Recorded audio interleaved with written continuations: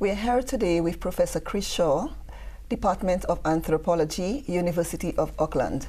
Thank you, Cris, for joining us today. We have asked you to join us today because of your expertise in the anthropology of higher education reform and the study of global knowledge economy. So, Cris, what do you consider are the key trends in higher education in the world today? Thanks, Catherine. I'd say that, first off, that I think one of the most important changes is the relationship between universities and the state. And perhaps this has led to a wholesale reconceptualization of the value of higher education. In the past, a university degree was considered to be a public good, something that the nation was happy to invest in because we needed skilled graduates, an educated workforce to boost our economic standing. Today, by contrast, that vision has completely gone. The new concept of higher education is that it's primarily a personal, private, individual investment in your own career. And that change has major significance. It's been brought about partly, or it's on the back of the reduction in state funding for universities. Universities increasingly have to find new sources of revenue to fund their activities. That in turn has led them to becoming more entrepreneurial, more commercially orientated. And as you probably know, it's led to increasing burden on students. Students have to borrow money to fund their way through universities. Grants are few and far between. Student loans have increased almost exponentially to become arguably one of the greatest debt problems facing the next generation. And in that context, I think the whole new set of relationships have been established in and around the university. In short, the very culture of the university is changing quite dramatically. Certainly changed enormously since I was a student, maybe some 30 years ago. And how do you think other different or maybe similar changes present in your own country or maybe region? Well, I mean, New Zealand in many ways is an interesting experimental case study. In some ways, it reflects the trends that you see in other countries. Yes, we too have universities subject to the same pressure of funding, trying to negotiate their way with government, trying to make the most of a situation where every year net funding is reduced by some 4%. But also in many ways, New Zealand was a bit of a trailblazer, a pioneer. I mean, many of the reforms that we come to know as the neoliberalisation of higher education were trialled quite extensively in this country very early on. In fact, way back in 1984, under a Labour government, where we first started to initiate a whole series of market-led reforms and outsourcing and principal-agent relationships. New Zealand is also a pioneer country for another interesting set of processes that are very much associated with the reforms, and this is new public management. Many of the ideas were developed by our own New Zealand Treasury. I think they borrowed the ideas from the Chicago School. So in some ways we're a fast follower, and in other areas we're actually a bit of a world leader, for better or for worse. Good, thank you, Cris. In our EC European Commission, Universities in the Knowledge Economy, that's UNIKE, in this funded project, we are interested really in the ways in which universities are being enrolled to produce knowledge and workers for the economy. Is this something that you see happening in the context in which you are working? Yes, I do. I've been involved in a project with my colleagues Nick Lewis and John Morgan and Nigel Howarth, and we call it Mapping the Third Mission, and we're trying to look at the extent to which universities in New Zealand are engaging with or embracing the new opportunities and the new entrepreneurial initiatives, how they're sort of trying to interact with business and industry. And it's quite striking the extent to which all of the universities in New Zealand have developed commercialization units or technology transfer offices. There's a new language, a new vocabulary to describe the activities of the university, which are all about translational research, bringing ideas to market and having new sets of experts that come into the university to try to commercialize research. And in the past, that idea was very much minimized. It was not the forefront of what a university was supposed to do. I see it increasingly prevalent and present in this university. The bottom line, as they say, is the financial baseline, and the university is driven by all sorts of imperatives to try to find new revenue streams, new sources of income, and to really by commercializing ideas, and this is sometimes reflected in new patents, but more often in the development of licenses, new software products, and so on. So the university is changing in that way. And how do you think, what is in your estimation the most positive outcome of recent changes in higher education? It's interesting. I'm glad you asked that question, because very often academics, when asked about these processes of neoliberalism, of university reform, always highlight the negatives.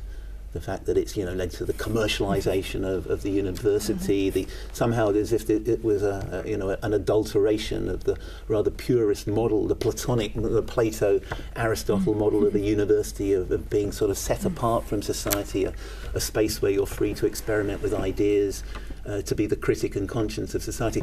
That's actually what a university should be as well. But it's not all negative.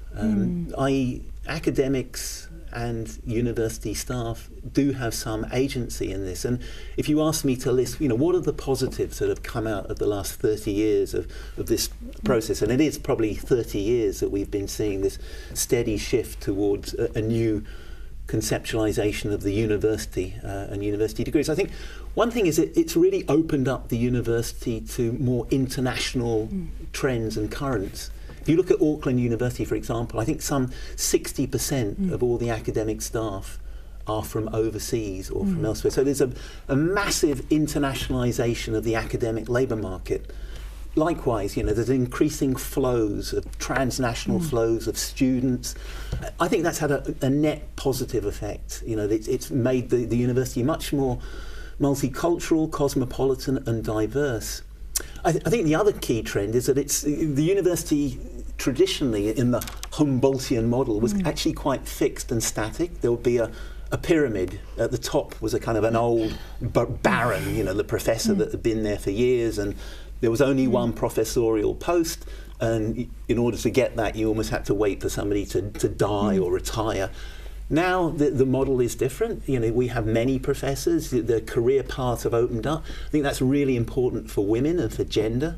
The glass ceiling, there is still discrimination, and you see that women are not so well represented in senior management positions or in senior professorial posts, but there's much more opening than there was in the past. And the emphasis on research has led to much more mobility. And again, that's a third very positive thing, that academic careers are increasingly mobile. And that's partly because of the whole agenda around universities competing in the knowledge economy for positioning themselves in the global rankings, which have become very, very important, as well as revenue streams, your status, your position. And many universities, Auckland University included, really do pride themselves with being in the top 5% of the world's leading research universities. Thank you very much. And you started to speak about entrepreneurship, and what does it mean in the context of public university? It's an interesting question, because it's technically there's something of potentially a contradictory statement. I mean, in its very technical, strict sense, entrepreneurialism is about bringing products to market.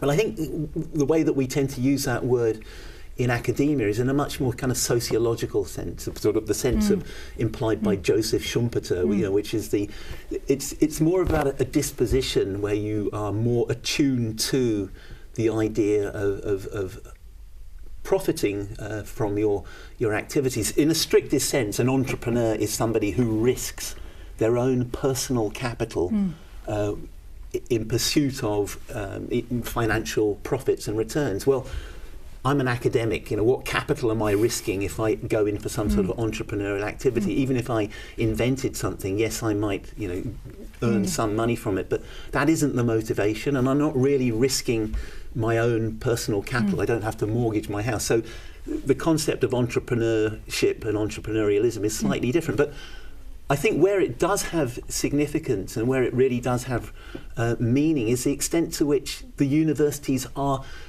talking a new language of enterprise and entrepreneurship. So we talk about, innovation. We talk about an investment approach to research, or everything is seen in terms of a return. The government funds university, but it expects a kind of return. We start counting the number of, we start to quantify and have performance indicators and targets, measures, and they are very often measured in, the bottom line is that they are measured in dollars gained, or even through alumni charitable activities. So in that sense, entrepreneurialism in the university is become a portmanteau word for describing the whole way in which universities are now speaking the new language of business. Even if somebody from business would say, no, you're only playing at this isn't really how it works in business at all.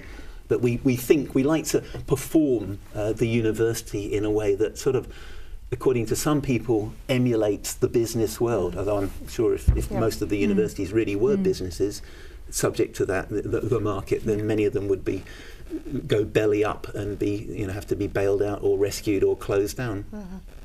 So are you saying that you do not really believe that the universities are truly entrepreneurial in the sense of the word? I'll put it this way. I think if there is a vision for having purely entrepreneurial-based universities that are devoid of public investment and spending, you do have that model. In New Zealand, we have 8 universities. None of them are privately owned. I don't think there's anyone is seriously thinking that is a possibility. I know that in the United Kingdom there are 1 or 2, but a tiny percentage. That is a very different path to go down, and I think most people in New Zealand would look slightly warily at that model. It wouldn't work in here. The universities, although they are very entrepreneurial, I think this University of Auckland probably gains some 50% of its income from external sources, i.e. not from direct government subsidy. But it would be a very hard call for any university in this country to go it alone and earn its own keep. Yeah. So thank you very much, Professor Cris Shaw, for taking the time out to speak to us today. Well appreciated. Thank you. Thank you very much. Catherine.